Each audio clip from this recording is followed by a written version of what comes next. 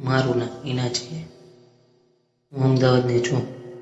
મારા લગ્ન થયે 12 મહિના થઈ ગયા છે. હું અને મારો પતિ મહેશ ખૂબ ખુશ હતા. એ મને ખૂબ જ પ્રેમ કરે છે અને હું પણ તેને ખૂબ જ પ્રેમ કરું છું.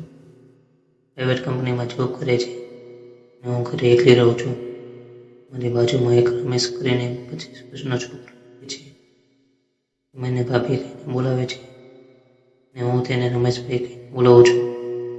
એ પણ એક પ્રાઇવેટ કંપનીમાં જોબ કરે છે. મેચ કરતા 2 કલાક પહેલા ઘરે આવી જાય છે. થોડો ટાઈમ માટે મારી પાસે વાતો કરવા આવે છે. એક દિવસ મહેશ વહેલા ઘરે આવી ગયા હતા. રમેશને જોઈને તેઓ દંગ રહી ગયા. એમણે રમેશની સાથે વાતો કરી અને રમેશને થોડી વાર બેસી પછી ત્યાંથી ચાલતો ગયો. રમેશને ગયા પછી મારો પતિ મારા પર ગુસ્સે થયા. કહેવા લાગ્યા, તું કેમ તેના ઘરે આવ્યા દેશ? જો તારી પાસે વાતો કરે તે તને જરા પણ ગમતું નથી. પછી બીજા દિવસે રમેશને કહ્યું કે આજથી તમે મારા ઘરે ન આવતા હોતા. એમણે કહ્યું, કેમ શું થયું ભાભી? મેં કહ્યું કે તમે મારા સાથે વાતો કરો છો, મહેશને નથી ગમતું. તો તેમણે કહ્યું, ઠીક છે ભાભી, હું હવેથી નહીં આવીશ. મહેશના આવા વર્તનથી હું પણ પરેશાન થઈ ગઈ હતી. પછી મહેશ મારી ઉપર શંકા કરવા લાગ્યો. કંપનીમાંથી રજા લઈને વહેલા ઘરે આવી જતા અને ઘરે આવે એટલે છુપાઈને આવતા અને મારા શક કરવા લાગ્યા. મેં કહ્યું કે મહેશ, તમે મારા પર શક કરો છો? હું તમારી જ છું, કોઈને નથી.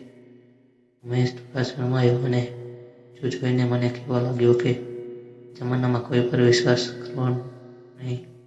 આ સાંભળીને મારો તો હોશ ઉડી ગયો અને હું હવે મહેશને નફરત કરવા લાગી. મેં કહ્યું કે હું તમારી પત્ની છું, તમે મારી સાથે કેવું વર્તન કરો છો? તમને કંઈ ભાન આવે છે? મહેશથી કંટાળી ગઈ હતી. મહેશ હવે થોડે થોડે મને ઓછો પ્રેમ કરવા લાગ્યા. જ્યારે એમને મૂળ થાય ત્યારે મારી સાથે આવતા અને તેમનું કામ થઈ જાય એટલે તે અને હું કોણ તેમનાથી ખુશ થઉં છું કે નહીં એ કોઈ દિવસ તેઓ મને કહેતા જ નહીં. પછી હું પણ તેમનાથી દુઃખી થઈ ગઈ.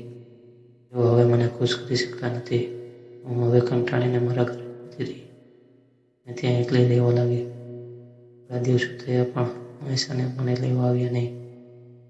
પણ 2 મહિના થયા એટલે તેઓ મારા વગર રહી શક્યા નહીં અને એમણે અમારા ઘરે આવ્યા. હું પણ તેમના માટે તડપતી હતી. હું પણ કશું બોલ્યા વગર તેમની સાથે જતી રહી. મહેશ અને મારી સાથે લાગ્યા છે.